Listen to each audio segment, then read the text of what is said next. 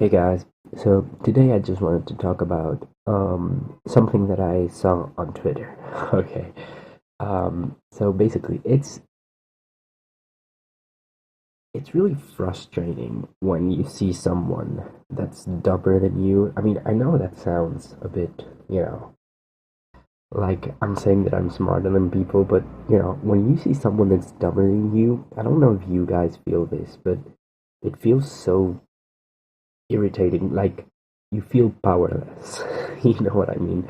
And so when you see someone um, reasoning something that you wouldn't be reasoning because you're smarter than them, you feel like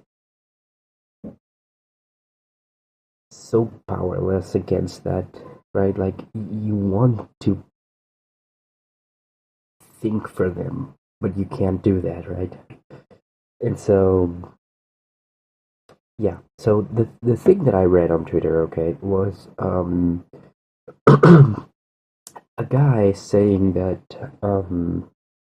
basically, if you don't know this, there's a language in Spain, right, that's spoken by a small minority of people called Gallego, right, or Gallego, depending on which language you say it. And there's also a language, obviously, Portuguese. And basically, Galego was the language that was spoken before Portuguese. Like, Portuguese comes from Galician. Okay, Galician is Galego. Um, and it doesn't really come from Galician, right? Um, because it didn't exist. Galicia didn't exist, right? So linguists say, I believe they call the proto-language that gave birth to Galician and Portuguese, they call it uh, Galician Portuguese, maybe, or Portuguese Galician. I don't know, but they called it something like that, right? And you know, the thing is, when the Iberian Peninsula was invaded by the Muslims, and then the Christians the um, took the peninsula back. It started at the top, and then we went like down, right? And so Galicia is at the top of the peninsula, right? And so it was one of the first places where Christianity or the Christian kingdoms started to take power from the Muslims, right? And so basically, once it expanded downwards, there was a small part of the Leon um, kingdom, the kingdom of Leon, that was called Portugal, right? And that small part became independent and became its own kingdom, and that's what gave birth to Portugal as a country, right? And the thing is that the language that was spoken in Leon, which is now Galicia and a little bit of Cantabria and other places, is basically Galician, right? But Old Galician. And that's what gave birth to Portuguese. So that's why people say that that Portuguese comes from Galician, right? Because it was the language that was spoken up there that then came down into what now is called Portugal. But the thing is, people don't really think like two steps ahead, right? They only think to the first conclusion or to the first step, right? And it seems, at a first glance, it seems rational, right?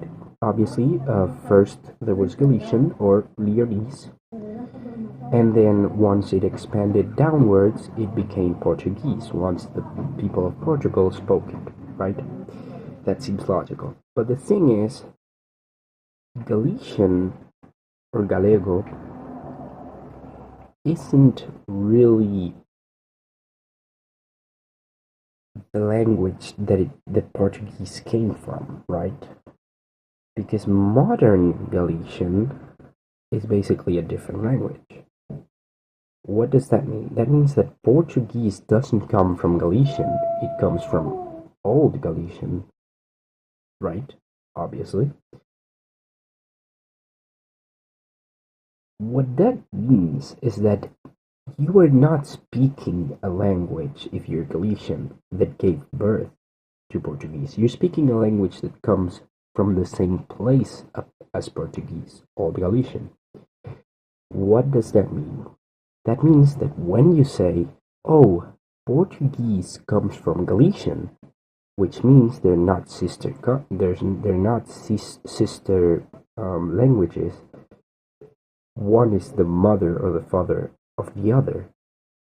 That's a lie, because the Galician that you speak today comes from the same place as Portuguese, from Old Galician, which means you are in fact sister languages that come from Old Galician, which was the mother or the father.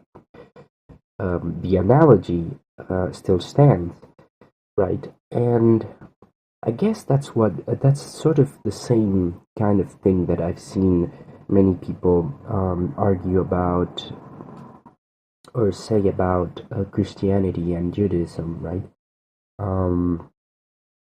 They say, oh well, Christianity comes from Judaism, right? But that's not true. It doesn't come from Judaism. Yes, it does come from Judaism, but old Judaism.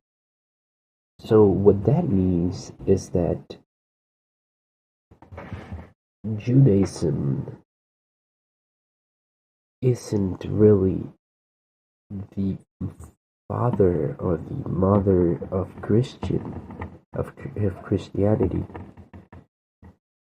but it is more like a sister or a brother, right? Because they both come from old Judaism.